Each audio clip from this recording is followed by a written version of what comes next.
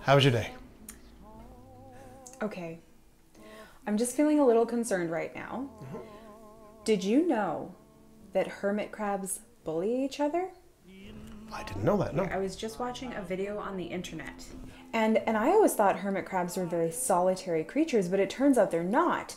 When they grow out of their shells and they need a new shell, they actually organize themselves in this lineup. So, you know, it goes from really small hermit crabs, which are really, really cute, to the biggest ones, which are less cute. And then a kind of massive switchover happens, and each crab's getting into the bigger shell.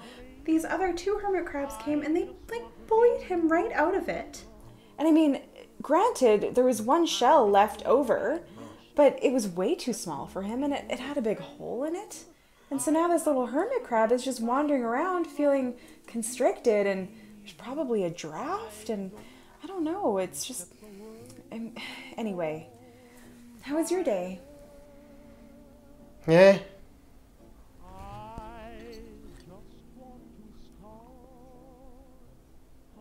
Oh, and that boy came back with the flyers today, even though I just finished putting the no flyers sticker on the mailbox. Somebody should blow his fucking house up. I'll be right back.